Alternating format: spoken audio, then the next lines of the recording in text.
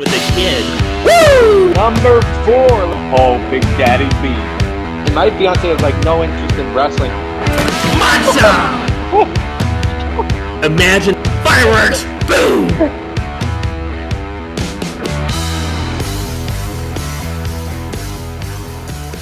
Hello, ladies and gentlemen. I'm your host, Ed Felix. And I'm your co-host, live in the Phoenix suburban area, P. Whitty. That's right. And welcome to the Jobbing Jabronis podcast.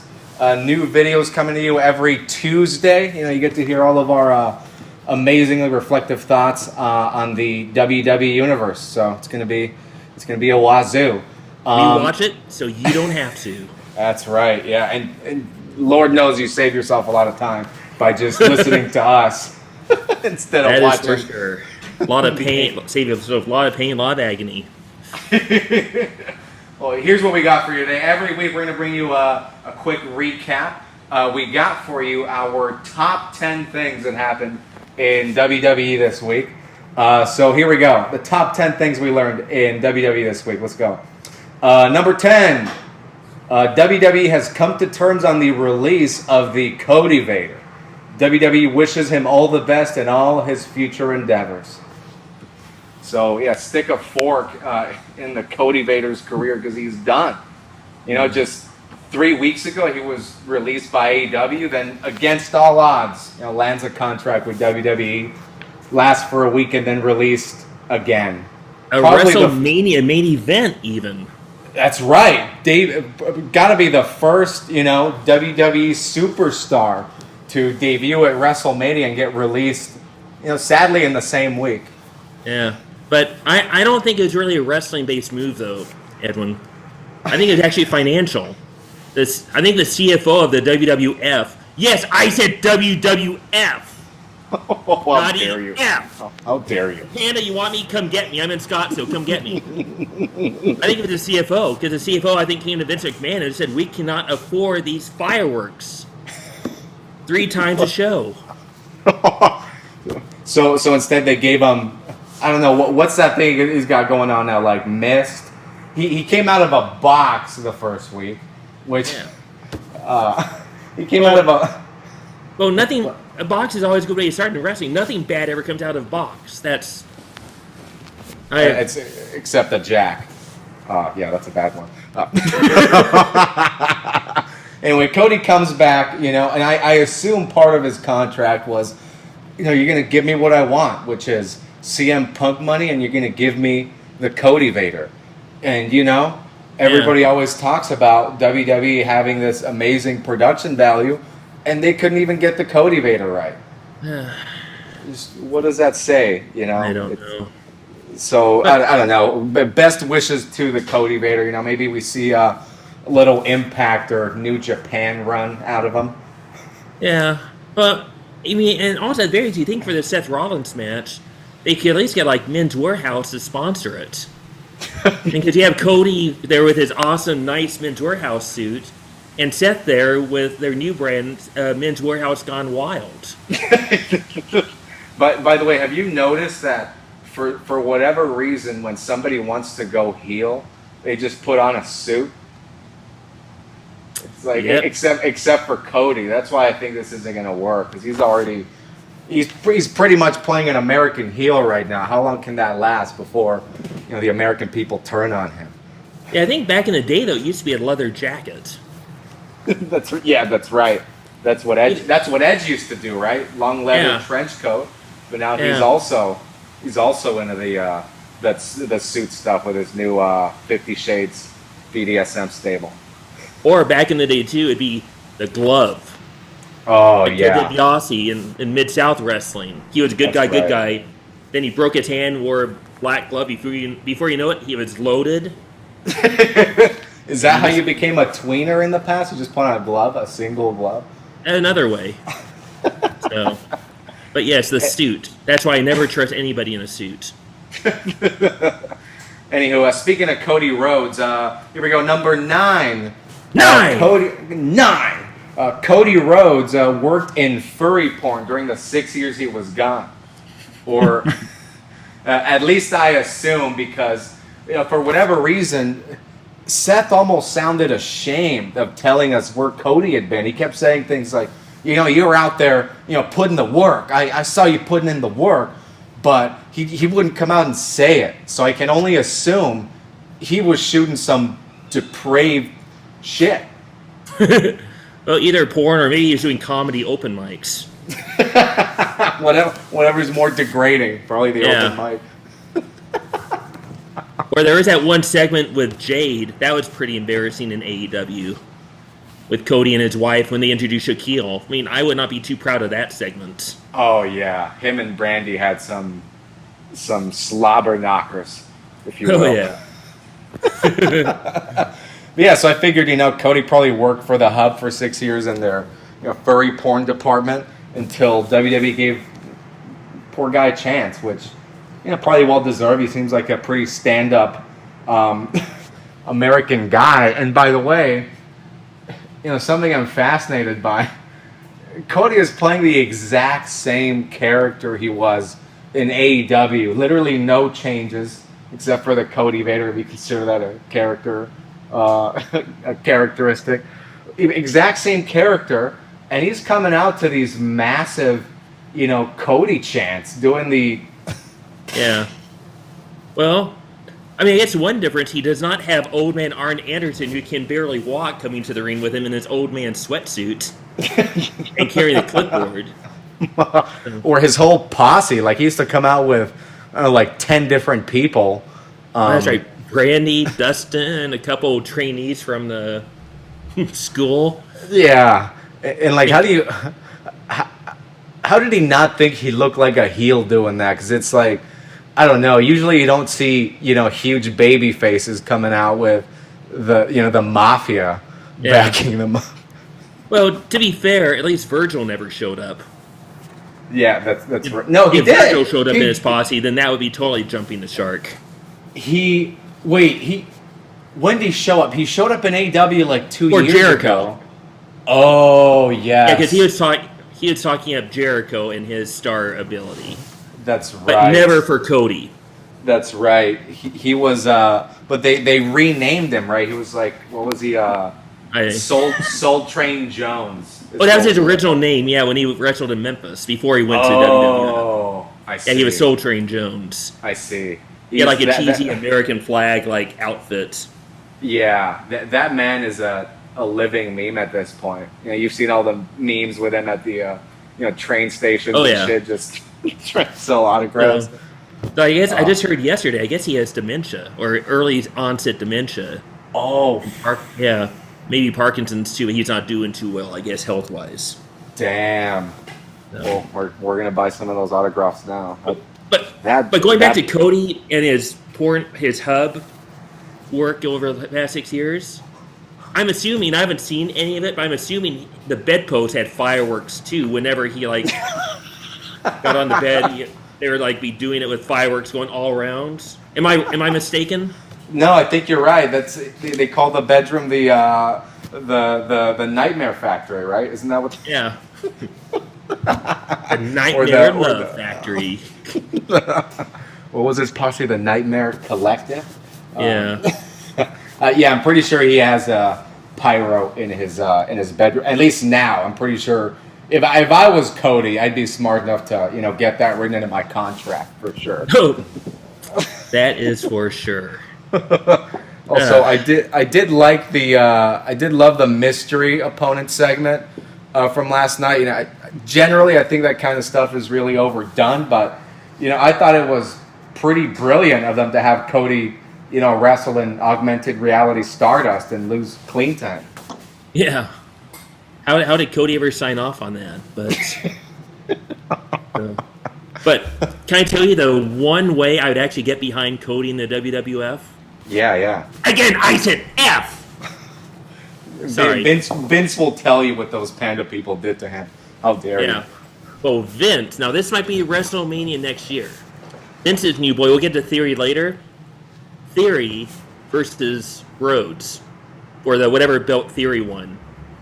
If Cody loses, he has to be Vince's bitch for a year.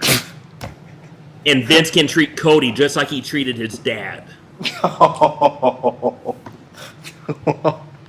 Oh, and I don't know. That's a very strong possibility.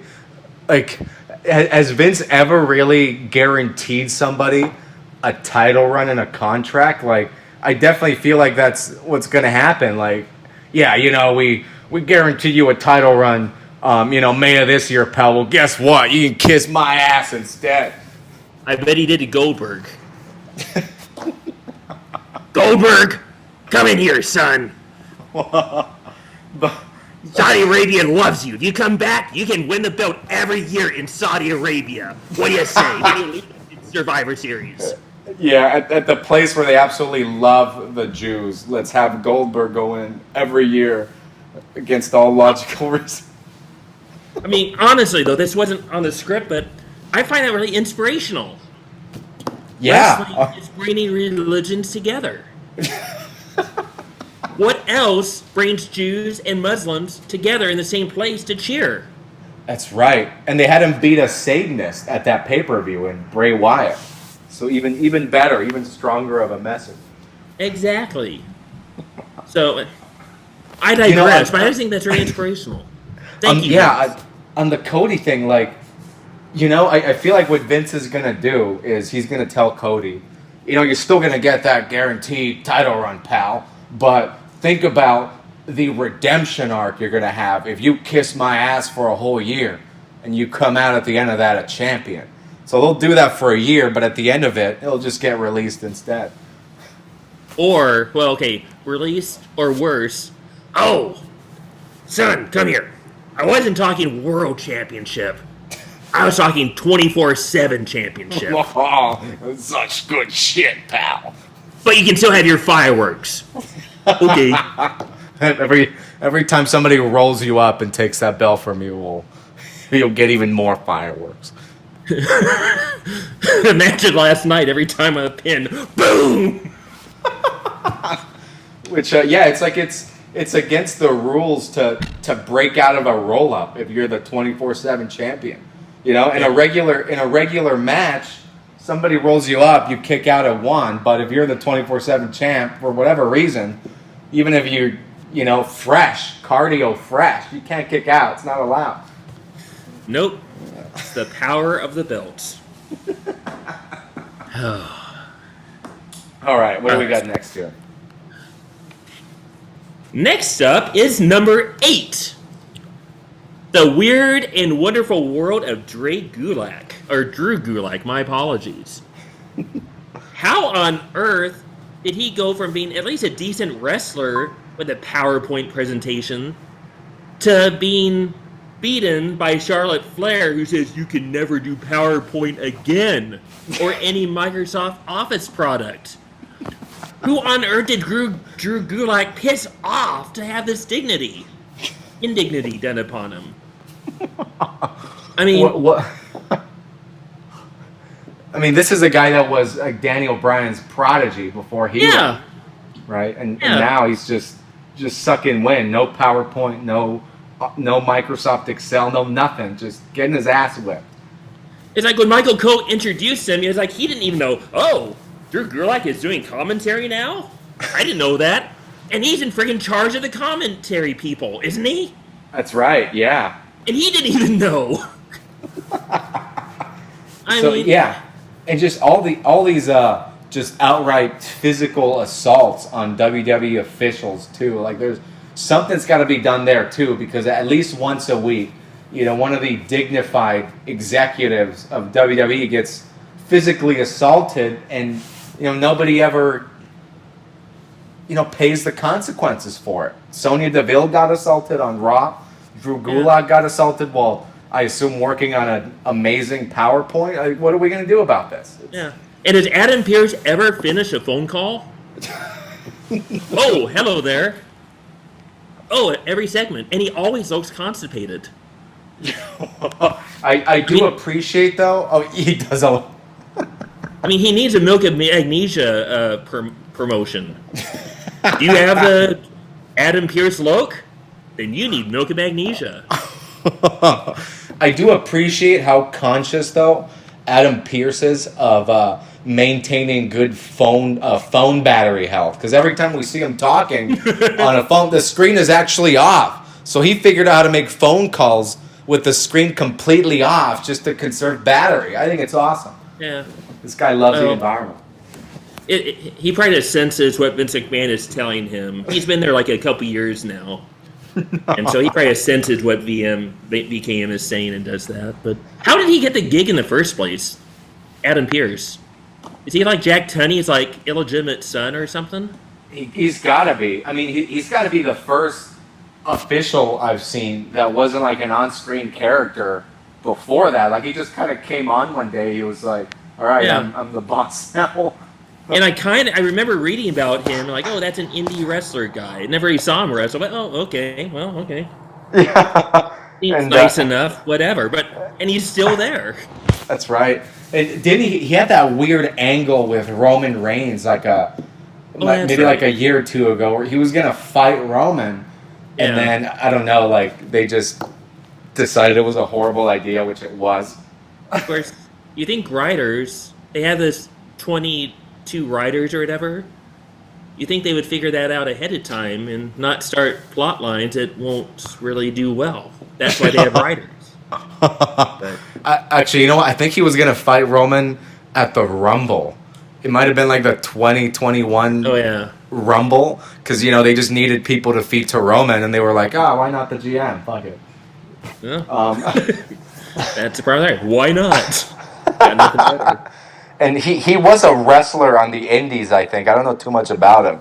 I know he does wrestle, but I don't know how he went from Indies wrestler to GM on screen. Either way, good for him getting that check. Hey. And, going back to Gulak, maybe eventually Gulak will be embarrassed by Charlotte, then he'll bring Lacey Evans in to kick Charlotte's butt. I could see that. That's what Lacey needs. Like, we've been seeing these really emotional promos about her life story, and I don't really buy it. You know how I would buy it? If it was in a really well put together PowerPoint presentation, baby. And who could help her with that PowerPoint presentation? Oh, that's genius. That's good shit, pal. That is good. But still, I don't really care anything about her story. I just want to know about one thing. How's baby daddy doing at home with a kid? Woo! While mama is working. That is what I want. Is Nature Boy wearing his robe all around during the day while he's giving the baby formula? Woo! Woo! Is he reading the baby articles from the Pro Wrestling Illustrated to put her to sleep? Woo! Woo! How many women has he gotten by just showing off his little baby? You can't tell me Nature Boy isn't using the baby to get other chicks when mama's out working. Woo! Woo! And that nowadays, is the Lacey Evans I want to see. And nowadays, Lacey is the one really footing all the money for bills because, Rick doesn't have much of an income stream after the Dark Side of the Ring episode. No, I don't. She's paying for my alimony now. Woo! Woo! Sorry, Lacey, if you see this, don't kick my ass, but actually, to be fair, sorry. No, go ahead. What? And to be fair, has there been a character with a worse write-off than Lacey Evans legitimately getting pregnant by her husband, but then playing like Ric Flair and Ric Flair, woo, dancing for a year, and now it's just like. Yeah, like in kayfabe, where the fuck is Rick? She comes out good with a super empowering character, which does match her real life, by the way. She has a very inspirational story. But where's Rick? Where is he? At home with a kid. It all makes perfect sense. The story is there. How many people would turn on that stupid Raw show every week just to see Daddy Daycare Ric Flair doing something at home with a baby? That would write itself. It really does. It really does. And of course, who would be the baby's godfather? Vincent Kennedy McMahon. The baby's baptism. There's Lacey. There's Rick. And there's Vincent Kennedy McMahon. Oh, this sounds like another great in-ring ceremony segment just waiting to happen. Live And baptism. we can end on this note. And what belt would change hands at the baptism? The minister is a referee! Watch out, R-Truth! 1, 2, 3! A roll-up right in front of Jesus! Oh man. Yeah, Jesus should win that belt at some point, because if anybody could roll up Jesus, it's Vincent Kennedy McMahon, baby. He beat him in a match once. Didn't he beat Jesus in a match once? Lead up to the Shawn Mike. All right, Okay, what so do we got here next? go. Goldberg versus Sami Zayn versus Jesus for the 24/7 title. The Jew, the Muslim, and the Christian. Epic matchup. Book it. Book it! Okay. All right, what do we got next? Number 7. Well, looks like we're going to have a tag team unification match at Backlash between the The Randy Arcade Orton, Bros. the Bros, and the Usos. And fun fact, Edwin, there are combined 20 tag team title reigns between these two competitors and at least 55 DUIs. Of course. So, very interesting. But Will they unify the DUIs too? Like I think so. Huh. I think so. And maybe if Riddle gets him all, maybe that'll finally get him off the show. Yeah. What do you think is going to happen? The Usos win, and then Randy turns on Riddle because that's what the law says. Yeah, well, actually, yeah, I think you're on the right track. Yeah, the Usos got to win, right? They got to at least have Roman Reigns and the Usos dominate for a while. But I think it will start when Randy will have Riddle zip his mouth and lock it, and Randy Orton will throw away the key. So Riddle will not be able to speak for at least till SummerSlam. And damn, God, would that be that's like 20 years in Riddle time too. That's brutal. Yeah. But doesn't Randy, he has to turn at some point. I don't like feel-good Randy. Yeah. This really wholesome, family man Randy. This is not the man who, ripped a urinal off the wall with his bare hands in 2007. Yeah.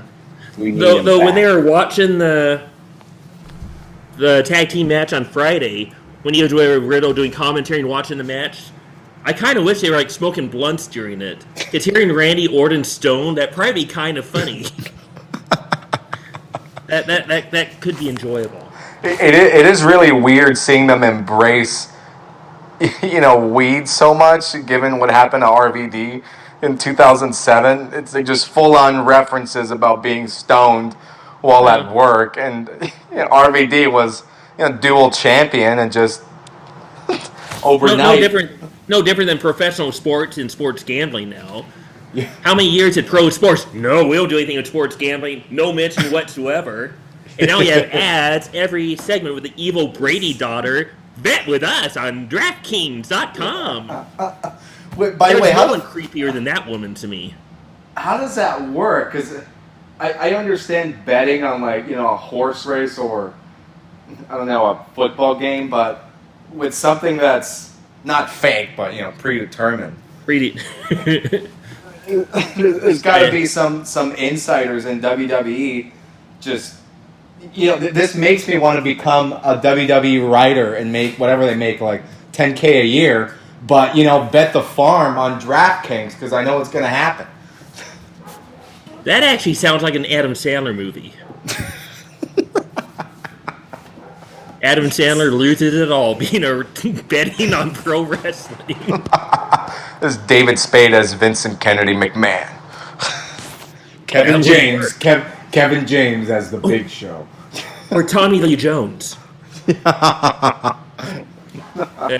Though I do have one wish. If or it's if they do actually unify the titles, that they end up having tag team titles that don't like kindergarten prizes. Yeah.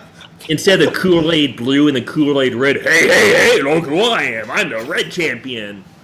And have like world champions that look like world titles. That's right. World titles, not belt! Yeah. So you put on your pants with a belt! You tell me you don't like the World Unified Fruit Roll-Up Champions? Maybe that's Finn Balor was the first, but no. I'll have you know, Bret Hart himself introduced those Fruit Roll-Up titles in 2010. And maybe that's Bret's revenge for screwing himself. Bret screwed Bret, and then Bret screwed the WWF with these god-awful titles. You know, yeah, speaking of that, one of my favorite recent things Bret has done, whenever he got inducted into the Hall of Fame, was it like 2 years ago or something? Yeah.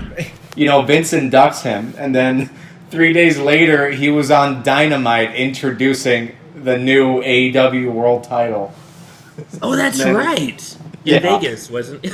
Yes, at Double or Nothing, I think he introduced the new belt. Oh, I forgot about that. Straight up, fuck you, Vince. Oh, actually, one last Riddle commentary. Yeah. You know, when I see Matt Riddle, he is such a young, stoned-out Kevin Von Erich. I can see that. Actually. They wrestle very similarly. They both don't wear shoes. Great. I think Kevin Von Erich was also stoned out more than we would like to know. But because his daddy, the ex-Nazi, controlled the town, he was able to make sure people thought they were all like perfect children. Yeah. Like, you're looking at Riddle. It's like a young, true Kevin Von Erich. I can see that. Did Kevin wear knee pads, or did he also go just bare into the... I think he was bare. He had his little skivvy, I think that was about it. The spandex shorts, and that's it. Damn. That's a daredevil right there. I could never do that. You know, personally, I have really hypermobile kneecaps, so it hurts me watching Matt Riddle wrestle. I hear you. Anyway, God bless him. But going back to the titles, I don't really get what the end game is yet, because, you know, the WWE and Universal titles are unified. They're going to unify the tag titles. I assume they're going to unify the U.S. and Intercontinental titles. But then what the hell are they going to do on a 3-hour show and a 2-hour SmackDown? You know, as is, there's nothing happening. What are they going to do? Edwin, I already told you. Woo! I'm going to take care of the baby, Edwin. Woo! Where's your formula, mama? Ooh, gotta get a babysitter. Got a date. Bye-bye. An even better question, at what point are they going to unify the 24/7 title with something? Knowing the WWF... No, Edwin. No, what they will do, they will unify every other title, but then they'll create a special SmackDown 24/7. Oh, yes. One title where you have two, one for each brand. The one title no one cares absolutely anything about. Imagine that horror. Oh, Jesus. And no doubt Bobby Roode still won't even have a part in that. As long as they don't bring back that red atrocity that was the first Universal title. Oh, yeah. Well, hey. Maybe they're doing this to retire just the Universal title name. I don't know, I've always thought it sounds kind of funky, right? Like, because in when was it, 2013, they unified the big gold belt with Cena's spinner belt, and then they had one belt for a little while, and then they brought out, you know, the red Baron or whatever. but I don't know, maybe that's where they're going. But on a serious side, though, assuming they had good writers, it might actually work. The world champion would not have to show up every week, like in the olden days, back when I was your age, watching wrestling in Texas. Like, in Texas, the world champion would only show up, like, every now and then. That's right. It was but everything still survived. So, Roman could be on SmackDown for a while, do a plot line, then come over to Raw and do a plot line. Yeah. If Yeah. written WWF, if written properly, it could work out actually quite nicely because then it's a special thing. You won't be seeing the best all the time on both. Yeah, that could really work, but you know why it won't? Because Roman Reigns gets paid, I don't know, what, $5 million, but the team of 20 people writing his storylines make a combined, I assume, 25 grand. That's why. It's not gonna happen. I can dream, can I? In theory, it could work. You know, I love hearing stories from the actor Freddie Prinze Jr. He was in those Scooby-Doo movies. Somehow he was a writer for WWE in like the 2010s or something. He has all these insane stories about, you know, the writing team and Vince. And when you listen to him, you know, tell these stories, it makes sense why the shows are the way they are. Fun fact, I know where he lives in Scottsdale. He lives in Scottsdale? He bought a house recently in Scottsdale, to my knowledge. Oh, damn. It was just north of where I used to live, and I'm pretty. It's either him or like one of the other like great '90s actors. I'm pretty sure it's Freddie Prinze Jr. Yes. Yeah, But then he must have really saved up then when he was a writer. You know, he must have saved up a whole like $2,000 or something. Bought himself a house in Scottsdale. no, knowing Vince, he probably paid him like a lot of money just so he could advertise Freddie Prinze working for the WWF. That's where he spent all the money. My favorite. And fireworks. my favorite. Freddie and fireworks. I need it now. Yeah, I wonder how many writers they had to fire just to bring Cody on. That's like they had 30 writers and they were like, all right, end of the week, we're down to 15 because we got to pay for this fucking pyro somehow. Every time a firework is fired, a writer gets the axe. What my favorite Freddie Prinze Jr. story is, he was talking about being on a flight with Vince on the way to a show. Oh, no, actually, it was after a tour, so everybody was exhausted. And Freddie was watching some kind of comedy movie on Netflix or something. And Vince turns to him and asks him why he's watching that instead of watching something on the WWE network. He told him, if you want to watch comedy, why wouldn't you just go on the network and watch Santino videos? Actual conversation that happened. And like Vince couldn't fathom the idea that somebody would watch something outside of WWE. You want drama? You know, we got the wedding from last night. You want comedy, pal? You got Santino. You want the hub? Just go Edge and Lita. That was some hot shit, pal. Yeah, you got everything. Or you want a little bit older? Remember when Eric Bischoff kissed my wife?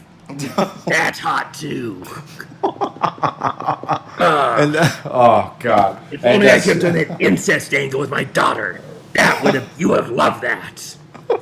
Him and Trump have that in common, I think. I still think Vince McMahon was a advisor for Trump for most of his presidency. You know, that makes perfect sense. You know, he was cutting some WWF 1998 promos out there on the campaign trail. And how crazy is politics that the one Trump advisor that really didn't get crapped on was Linda McMahon from the World Wrestling Federation. That's right. You never heard anything bad about her. You really didn't. I mean, that's when they went full PG, right? Like I think she's ran for the Senate like 50 times. Yeah. But the first time she ran, like in 2008 or something, is when they said, yeah, you know what? Anything remotely interesting, it's out of here. We're PG. Yep. And how ironic. She is in charge of the Small Business Administration. When what did her company do for decades but run all the other small wrestling businesses out of business? That's right. One big monopoly. The humble business that was WCW, just put them out on the street. You know, not a care in the world. And they got all the videos for like $3 in a acrylic belt. Yep. I wonder how Vince feels about Tony Khan acquiring the. ROH library. Like, you would think that's something, he may have wanted at some point. Well, given they fired all the wrestlers that were like the indie darlings, I think he's kind of. I don't know if he cares anymore. Yeah. He Because I just think seems for like a a time they were like when Triple H was signing up all the indie darlings for NXT, and then with the goal of hopefully them coming to the WWF, they were buying lots of like the indie stuff. It seems. That's But right. then since they fired pretty much all of them except for Ciampa, who was again, not sure. Not to mention. set to re-debut this coming Monday as Luigi Pepperoni, I think is his new. With a dancing rat gimmick. My name is Chomp. I'm not Big Papa Pumpa. For somebody that said for years that if they made him go to the main roster, he would just quit. Well, the time has come, and I do wonder, how that's going to go for him. Well, I wish they could somehow bring back Gargano and have Gargano and Ciampa versus RK Bro. That would be a great match. Yeah. Well, we got DIY on Raw for like 30 minutes back in 2018, and they were gone just as fast. I think that was COVID, though, wasn't it? What was it? Was that when COVID happened? Wasn't it right before COVID? Yeah, I remember. Like they both showed up, like had nothing to do. Okay. There was one episode of Raw where Triple H came out and he was like, "Yeah, and here's like my top 5 guys from NXT or something like that." And like Gargano was there, Ciampa was there. Oh, Aleister Black. That's when he came onto the main roster. Wow. And Ricochet. Remember that? They put Ricochet and Aleister Black in a tag team just randomly. And they stayed. Ricochet and Aleister stayed, but for whatever reason they just shipped Ciampa and Gargano back to the NXT. Anywho, speaking of incest angles and the hub. Yes. Here we go with number 6. Yeah. Number 6. Number 6. Nobody can stop Veer from coming. Nobody.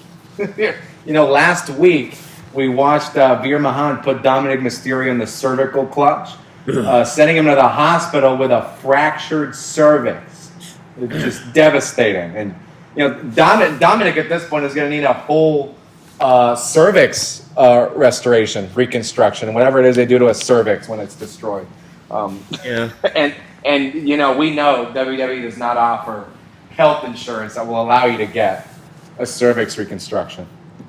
I really thought that we would see Veer's reign of terror come to an end this week.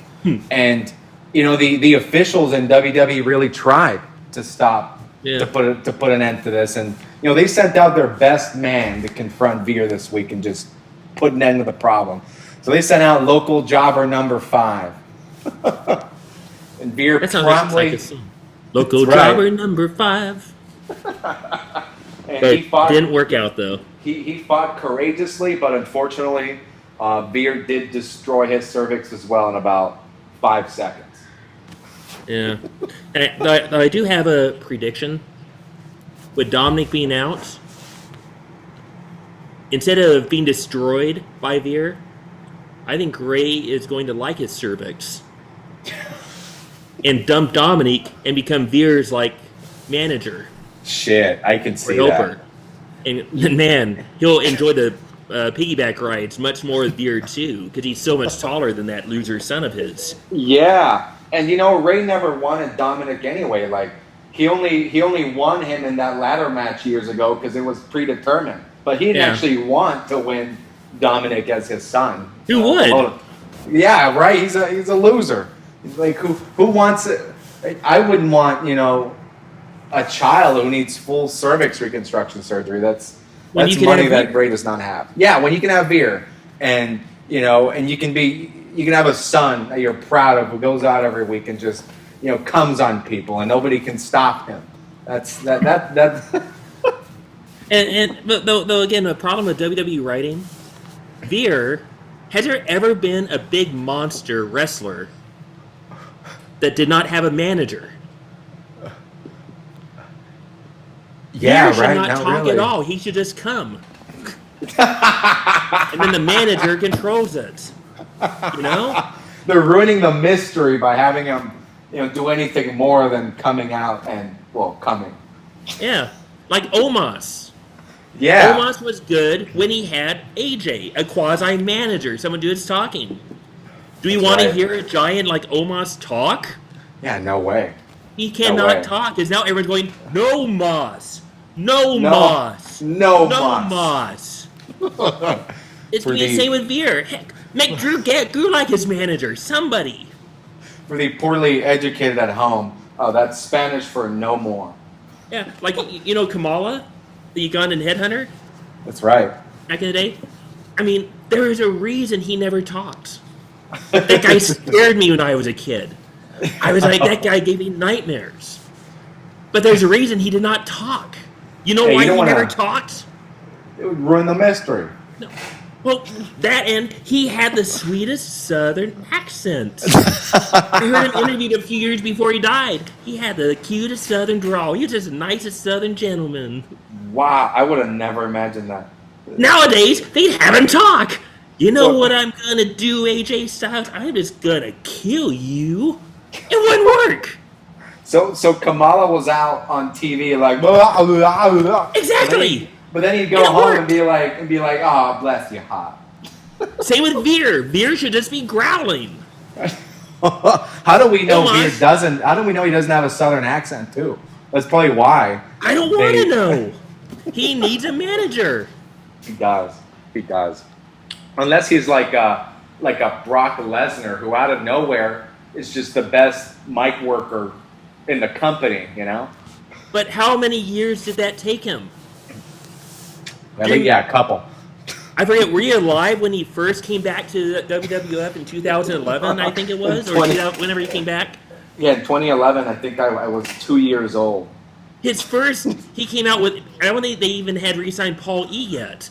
It was Brock, and it was the worst promo ever. Wait, he came back without Paul in 2012? Yes. His first match, when he first came back, it was by himself. He gave it was a horrible promo. Huh. Wow. So they brought back Paul E immediately. Yeah. That was when he had that it was like a no holds barred match with Cena, right? Yeah. Yeah, you just killed Cena, which is actually a very funny memory. Yeah. Damn, the thought of them bringing Brock back at that time without Paul Heyman is actually kind of crazy. Yeah. But even when he was fighting Roman for WrestleMania, he still really had a manager. Because how often was he in the ring without Paul somewhere, either in the ring or near at the entrance, talking back and forth? So he still kind of had a manager, even though That's right. Even though it wasn't Paulie his manager. had turned on him, right? Exactly. Also, I like the thought that Roman just wanted to win the other belt so Paul could have one, because now they could walk down the ramp and each have a belt. And it's very. Oh, yeah. Roman is a nice guy like that, He just wants more belts than you have, 3 back there. I mean, that's Yeah, got to make him and, upset. I mean, he sees your 3 belts there, and he only has 2. It's right. And So if he's ever in El Paso, he's coming after you. He definitely will. He's gonna have to take that Super Smash Brothers title off of my cold dead hands. He's probably a Kirby main. What a loser. They all are. All right, so moving on here. What have we got next? Oh, number 5. Woo! Madcap Moss. Now, we've been kind of trashing on the writing in the WWF. Okay. Flashback to NXT when NXT was in Phoenix 2 years ago. Ricochet had an amazing North American title match. Oh yes, I I remember that. I was in that building. I had never really seen Ricochet before because I hadn't watched Rumble. NXT, and I was amazed by his ability. It's like, wow, this guy is really amazing. Yeah. And like, there is no way that WWF, I said F, Panda, can screw this up. Yeah. And what have they done over the last 2.5, 3 years? Screw it up. As evidenced by this past week. How on earth can Madcap Moss be more over than Ricochet? After 1 week. And Madcap actually had a match at Mania, unlike the Intercontinental Champion. Yeah, I mean, it just makes sense. And actually, Ricochet, okay, he's not a monster, but I think him, like Veer Moss, like No Moss, he needs a manager. He has all the talent in the world. He's just not he's not a bad speaker, but not really engaging or whatever. Imagine if Paul Heyman worked with him.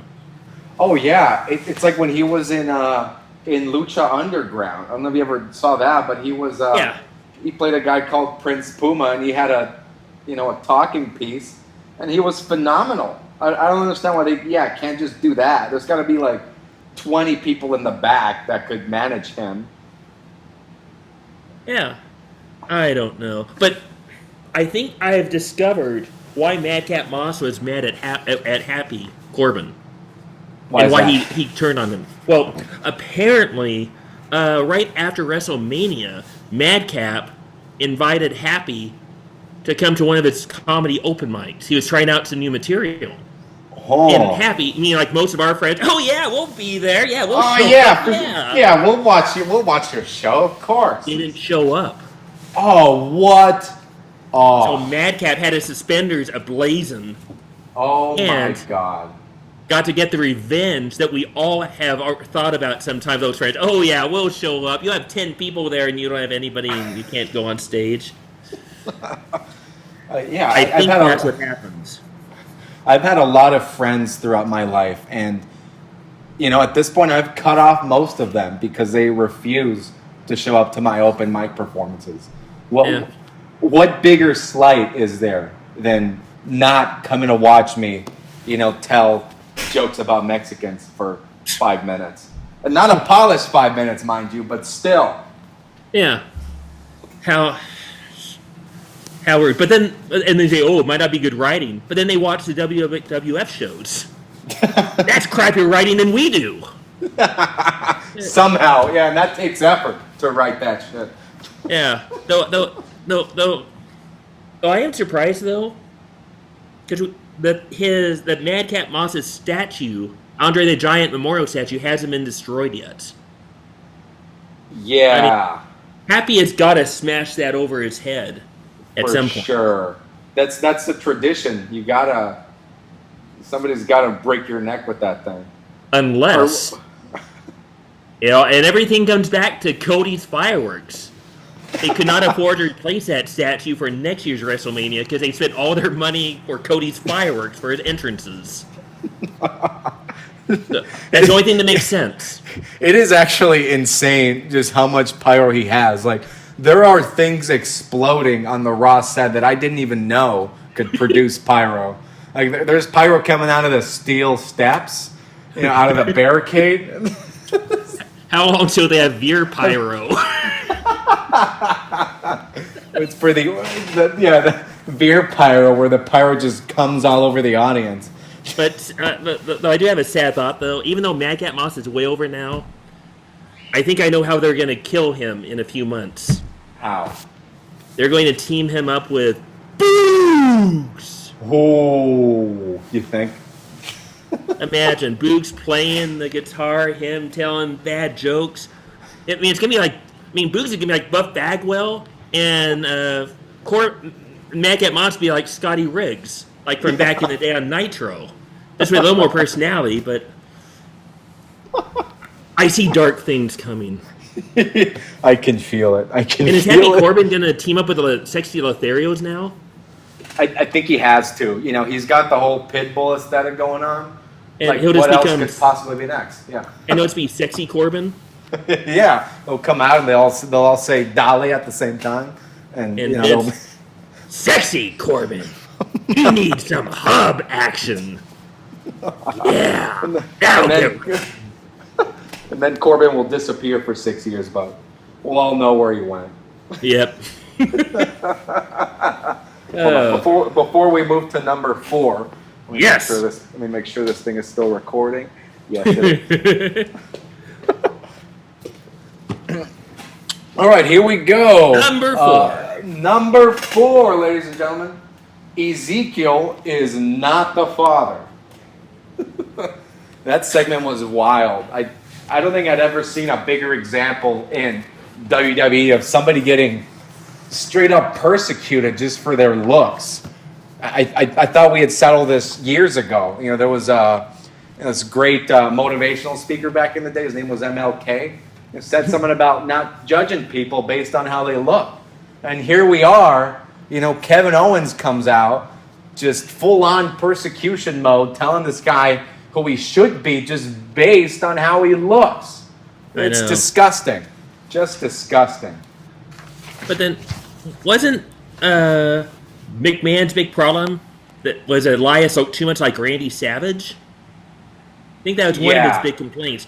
We can't have him looking like Macho Man Randy Savage. So then, he was too much like Randy. He was too much like Randy, and Randy, as we know, slept with Stephanie McMahon, so Vince wouldn't have that. Yeah, but now I look at him, I see Lanny Poffo, his younger brother. I mean, you still have a Poffo. Just you think you'd want your star wrestler to look like a star from the past, not like a jabroni that flipped frisbees with Poland into the crowd. Now he looks like Randy when he used to play for the Cincinnati Reds or whatever, when he was still a jobber. I mean, and also this goes back to their problem. What is wrong? I mean, what does Vince McMahon have against facial hair? He did the same thing to Otis. Otis had a family burly look. I mean, if it's good enough for Mandy, it should be good enough for us. It should be good enough for everybody.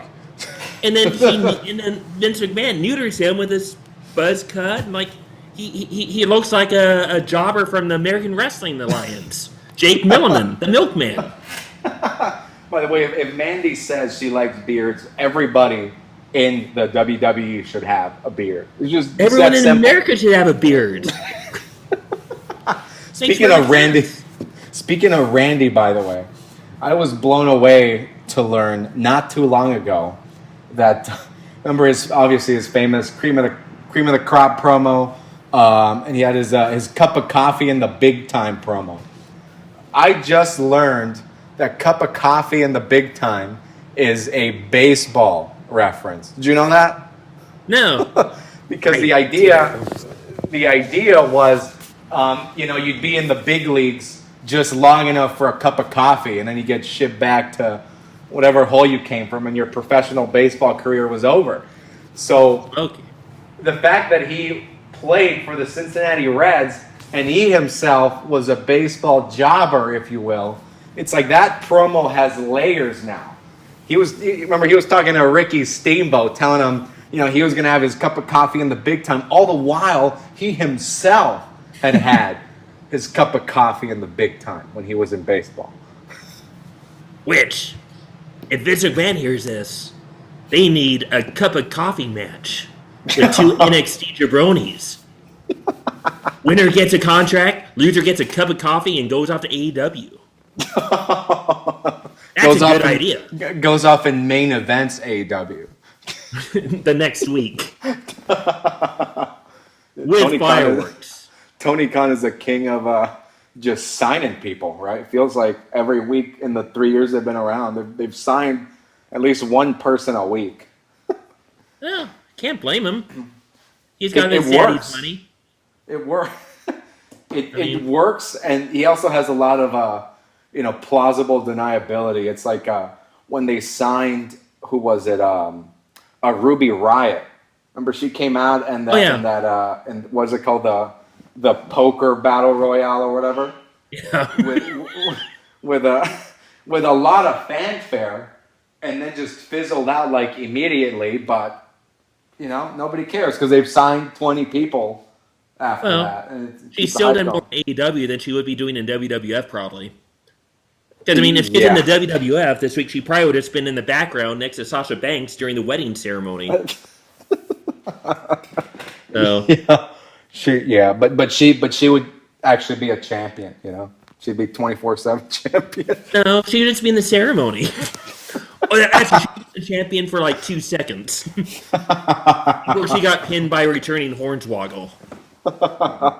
So. Well, by the way, when they count overall title wins for people, there's no way they're ever going to include that, right? It's like it's very specific, like world title. So, like R-Truth is never going to be in the history books for any of that. Well, if the Nature Boy Ric Flair was so able to wrestle, I would love for that to have been a plot. R-Truth versus Ric Flair to see who's the real world. The 20 time versus the 72 time. That doesn't mean anything. That would have been a funny plot line. It probably depends how much of a purist you are.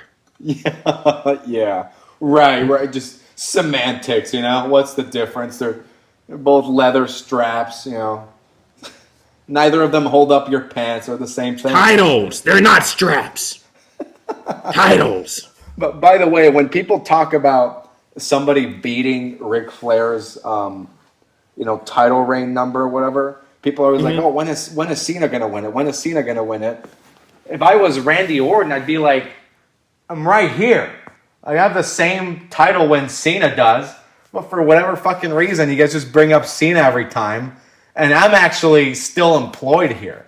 You know, I should be the one to take Rick's title. You just gave us the SummerSlam match. Randy Orton versus Ric Flair? No, Cena. Returning Cena. And Randy Orton gets pissed off. I would take Randy versus Cena 12 over, whatever Roman Reigns, Brock Lesnar stuff we're getting for the next 10 years. Or Roman Reigns, Shinsuke Nakamura. Yeah. Who are they going to feed to him now? It's... What even... What? I have no idea. I mean, actually, Nakamura, I thought they were going to have him join the Bloodline.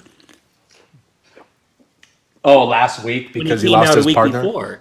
Because I was hoping, because actually Nakamura, let's go back. Like Veer Mahan, like No Moss.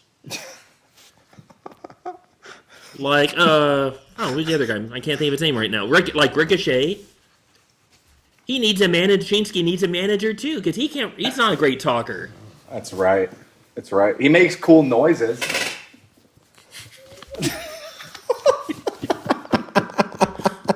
That's true.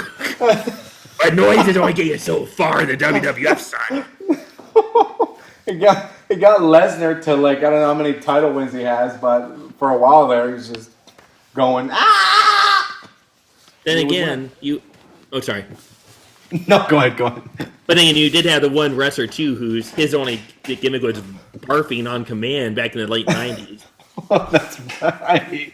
Oh God, I remember that when they were in Vince's conference room and Vince, puke. He's gonna puke.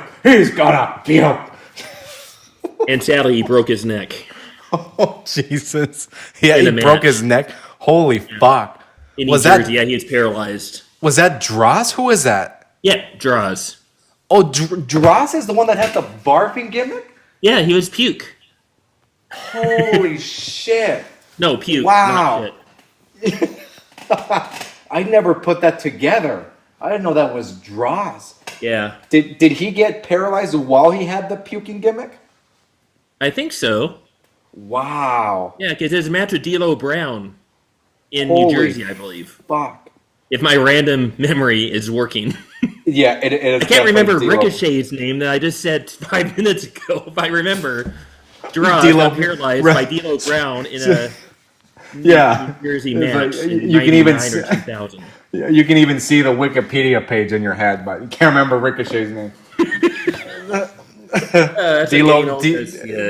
D'Lo Brown is more over than Ricochet. That is true. And how ridiculous. Is there any wrestler more talented than Ricochet? Really the guy is amazing. He is. I remember that match you were talking about so vividly. It was a Royal Rumble weekend 2019. It was a Rumble that Becky won, but they did NXT what are those pay-per-views called? Not Stand and Deliver. It was like something else. But yeah, him versus Gargano. I remember my fiance was with me and another friend of mine. NXT Takeover. Oh, there you go. Yes. Takeover 2019, baby. And my fiance has like no interest in wrestling, but she was amazed by this match. Some of the shit they were doing. I thought at that point, God damn, whenever they bring up Ricochet, he's gonna be, like the next Rey Mysterio or whatever. He's gonna be huge.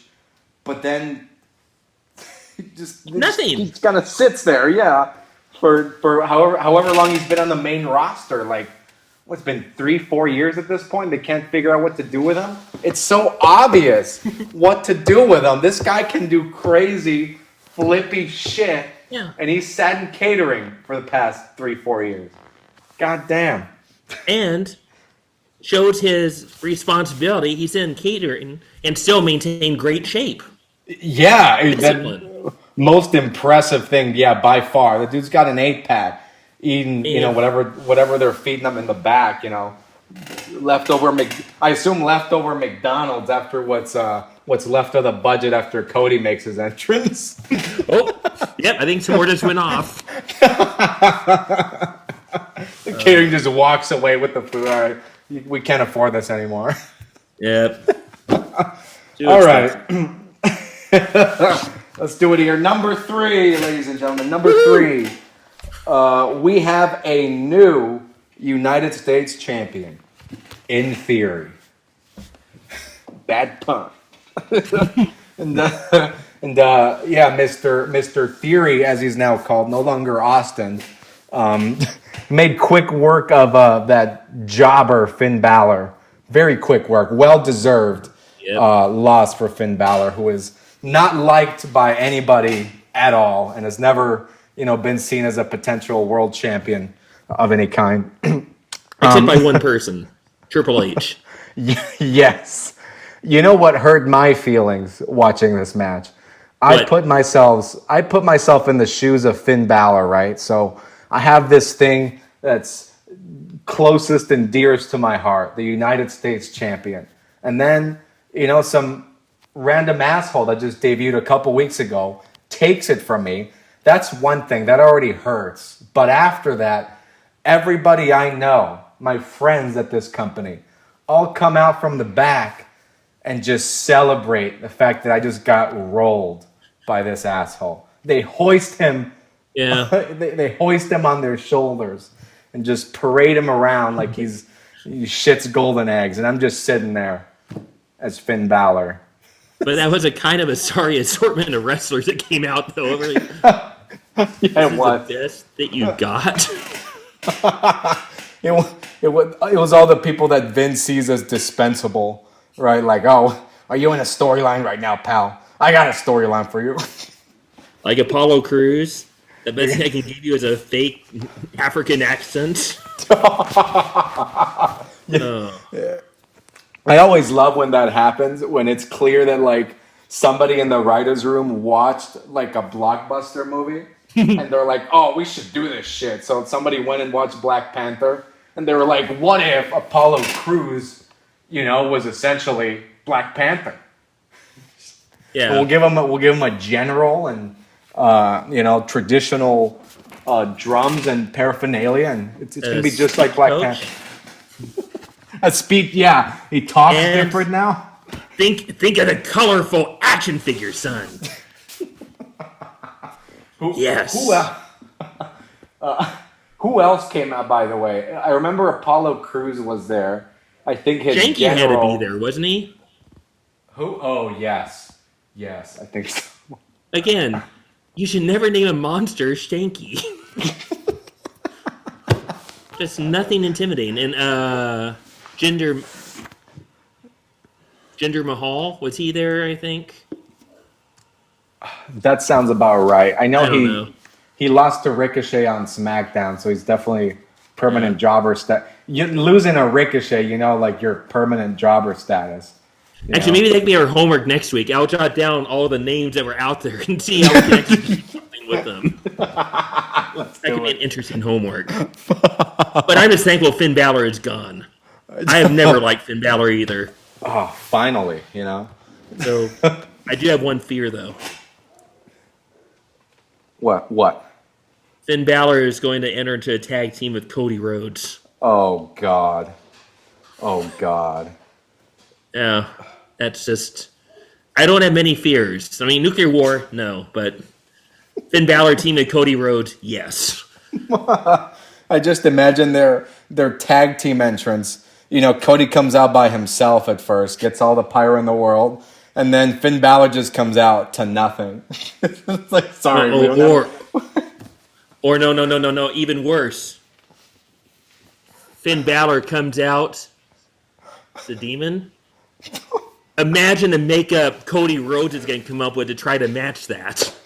Oh, the American Nightmare, Cody Rhodes. Well, I assume if they do that tag team, that Cody's tattoo is just going to get bigger and bigger until it consumes him. And he's going to be like his own version of the Prince, you know? Wait, we're talking Cody again. We need fireworks. Boom! Boom! Okay. But have you noticed too, though? Vince McMahon must totally despise that tattoo. Because it seems like he's having the cameraman, whatever possible, try to avoid the tattoos. The tattoo as much as possible. Because I feel like I hardly... And it's like... Or maybe it's magic. But see, I hardly ever see the tattoo. I know it's there. You're right. It is kind of missing. I think every week... Vince just sends him to wardrobe, and his collar just gets longer every week. Yeah, he's gonna have a turtleneck by week 5. Yeah, he'll look like a pedophile, turtleneck and trench coat. Okay, now that could be a funny gimmick. Hello, girl. That would work. That could work. And it's been a minute since we saw a pedophile gimmick in WWE, so it's about time. Wait, have they ever done... I know Buck Rock and Roll Zoomhoff in the 80s was an actual pedophile. Do you remember him? No, I do not. Okay, he was in like Texas. He was in Texas when I was living there in '85. He was like this kind of jobber, but like he was Buck Rock and Roll Zoomhoff, and he'd go to the ring with a big jam box, and then he'd lose. Wow. But he was arrested a few years after he retired for indecency with minors. Wow. Damn. You know, I am surprised they've never touched that. You think, as taboo as it sounds, you think at some point they would have just given it a go, right? Like, this is WWE. You would think so. Maybe that's a gimmick we can give one of the wrestlers that was in the ring and celebrating. Which one of these guys would be the best for that gimmick? Come here. Kids will love playing with... Oh, no, that doesn't sound right. But I did have one other question about Vince McMahon before he head off to the next one. Yeah. Hey, think about you're from Texas. Who has had more plastic surgery? Vince McMahon or Jerry Jones? Oh, that's a hard one. I think they'd be close. I think they're so close they should have a unification match. You know, winner takes all the plastic surgery. Or winner takes both. Could you imagine Vincent Kennedy McMahon owning the Dallas Cowboys? Or Jerry Jones owning the WWF? Vince came as close as he could, which was, you know, owning the XFL for, I don't know, 3 months at a time every couple of years. That would be funny. And then sold it to The Rock, which, that's interesting move. I dream. That would be cool. We shall see. All right, what do we got next with number 2? Okay. You know, ever since Randy Savage and Elizabeth dressed up like Tarzan and Jane for Halloween, the WWF, yeah, I said F, Panda, loves celebrating holidays. That's right. But this past Friday on SmackDown, it was the holiest day, one of the holiest days of the year in the Jewish faith, Passover. That's right. How on earth did they not do a hilarious backstage Seder? What the hell? I mean, not to mention, I don't think either of us really ever want to see Goldberg back in a WWF ring, do we? But imagine Goldberg enjoying his Seder backstage, and the Seder is interrupted by dancing Sami Zayn. Hey, what are you doing? Goldberg tries to teach him about the Seder. Sami Zayn doesn't want anything of it. Next thing you know, matcha all over the backyard, backstage. That explosion sounded harder than the tables when they break. That was a rough one for Sammy. Matcha isn't bad for an apple MacBook, is it? Might not have been the smartest thing I've ever done, but it was worth it for the cause. Imagine matcha flying all over the backstage. Matcha ball, gefilte fish flying. Matcha ball soup burning. It would... Actually, now that I think about it, there's only one reason they didn't do it. Why is that? There's only one man that could call such an amazing scene. Who? Good old Jim Ross. It's a slobber knocker. Liam! But that must be why they didn't do it. But God, the matza's broken in half. And imagine, that could even set up a match. Goldberg versus Sami Zayn. That's right. It literally writes itself. If they could talk Sami Zayn into going to Saudi Arabia, I know he's horribly opposed. Which he won't go because, something about them killing people or something. And again, that's what's wrong with wrestling right now. The bad guys have morals.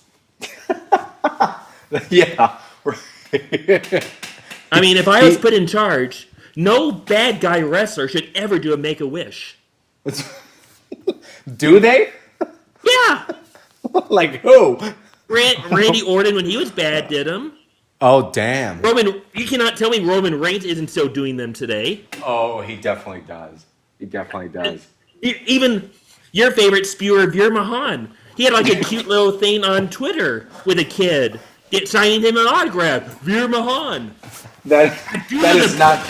Never sign an autograph to a cute little kid, to anybody, when he was... That is not okay. Veer's like out here fracturing people's cervix one night, and the rest he's granting wishes. It's not okay. Yeah. Or one other way for the Seder. Imagine Kobe Kingston and New Day. You can't tell me they wouldn't set up some type of matzah table. I was just thinking that because they had like the Thanksgiving celebration. Just do Seder.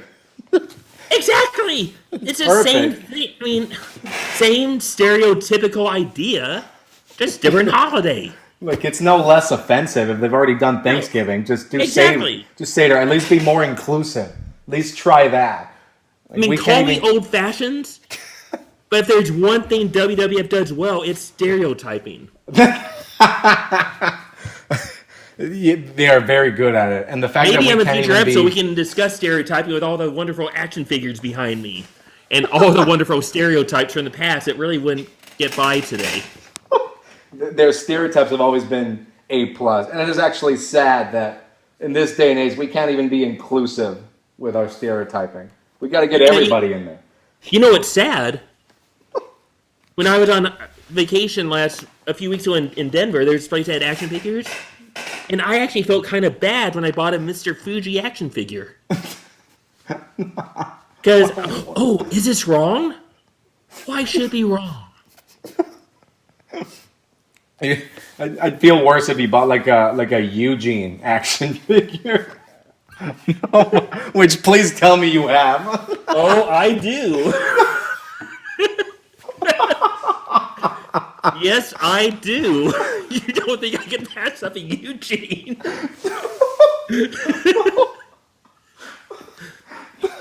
Not sure if I can find it immediately, but yes. It's good to know it exists. Oh, and also, how about Viscera? Oh, Big Daddy B. And what is Vince McMahon's like love of like blonde hair? He actually tried to give Cody Viscera's gimmick, but he wouldn't go that far. He'll get him there. He'll get him there though. But yes, I do have Eugene somewhere around here. Just can't find him right now. My apologies. Next week. Next week, Eugene will be here. Ooh, actually, speaking of pedophile gimmick, Eugene, he would have worked for that one too. He was already so low, yeah. That would have somehow. I don't know which one is worse. How has Vince Right. McMahon not tried? Actually, last I read or I heard, Eugene, he was like doing indie man. He was promoting in South Dakota. What, like recently? Okay. Since COVID, my timing is like I have no idea. But Like, within the last 5 years, he was promoting matches in South Dakota.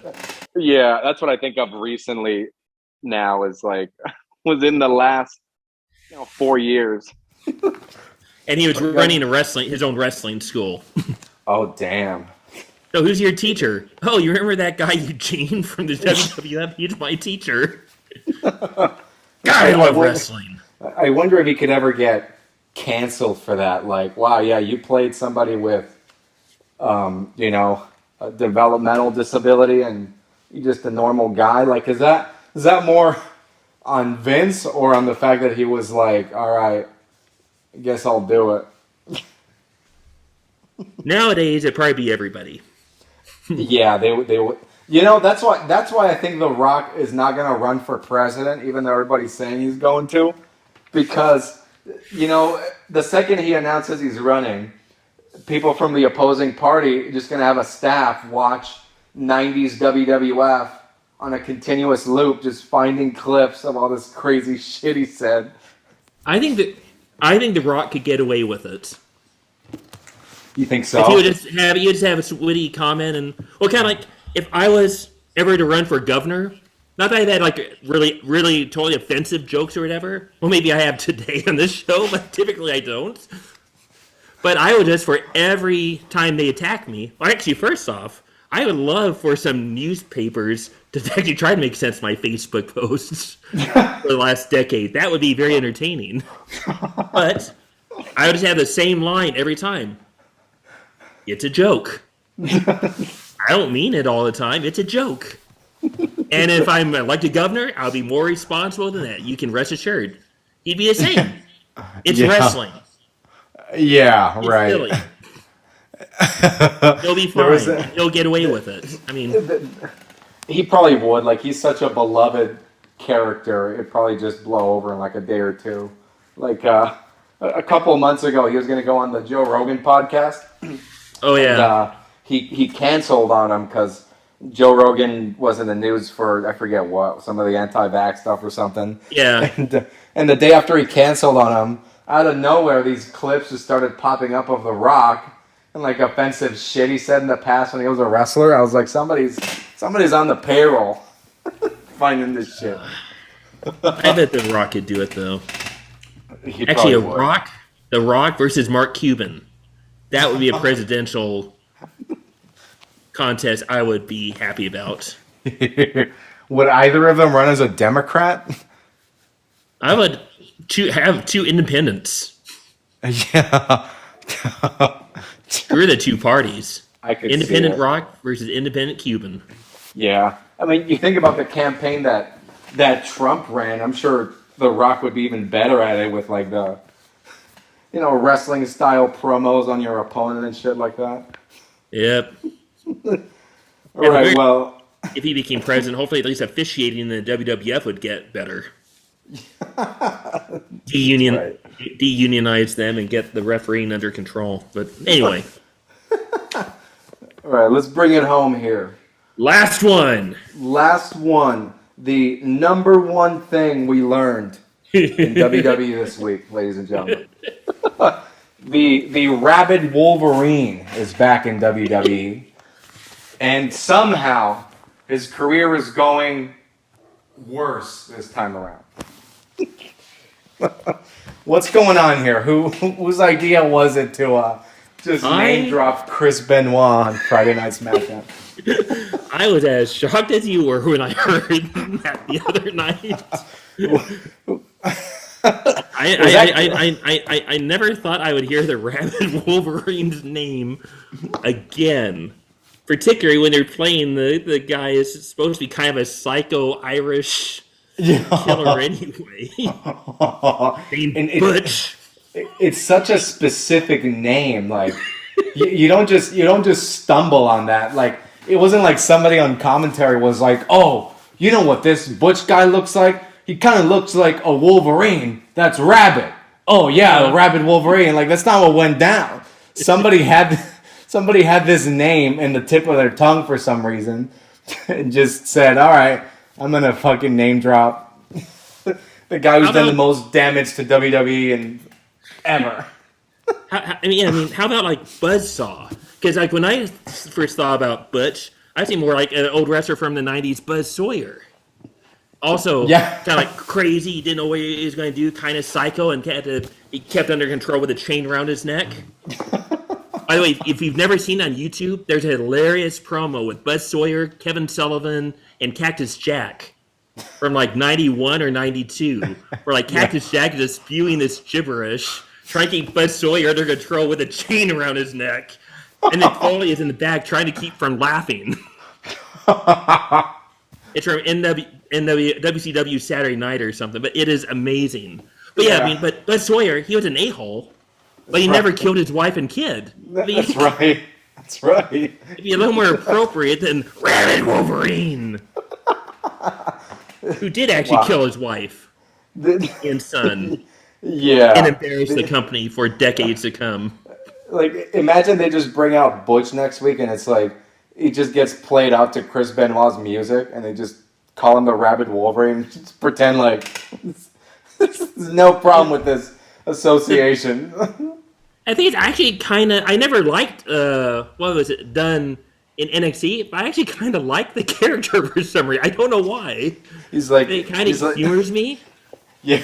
That's another one of those, what I was saying earlier, where somebody in the back watched a movie or a show, like somebody just watched Peaky Blinders and was like, I need a guy to play this Peaky Blinders. Or I thought Vince McMahon took his grandkids to go see the musical Newsies on Broadway. Oh, kid, this is what we need. Newsies on steroids. And he saves money that way because he could just have Butch come to his kids' birthday parties. Exactly. And they're doing a lumberjack match next week. I think Drew McIntyre and Fidel Castro. I would love for SummerSlam a lumberjack match with Sheamus and his Newsies against a New Day. All of the lumberjacks are Newsies.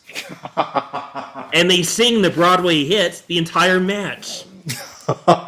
Every time somebody gets thrown into the crowd, they just start singing. Oh, I was thinking just the entire match. They're just singing the entire time. Like a Macy's Day Parade. It's like a modern version of the Inferno match. Remember the ring used to be surrounded by fire, but now it's surrounded by Newsies just singing their hearts out. Yeah, it's like the Inferno match, but scarier. Kids. Okay, I guess you should hold off on this pedophile gimmick until after SummerSlam.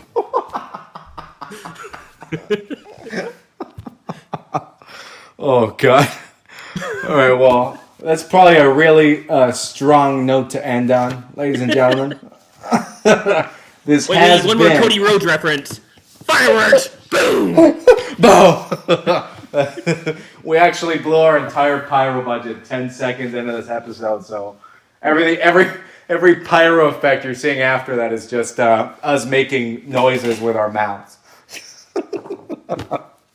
Okay. All right, well, this has been the Jobbing Jabronis podcast. New episodes coming your way every Tuesday. We can listen to our in-depth analytical commentary of wrestling or something or other. But that's what we got for you today. So we'll see you all next week. And Eugene will be here. So we'll talk Yes, to you. I promise you, Eugene will be here next week. See you later. All right, guys. Later. Enjoy the matches. Oh, God. Good shit.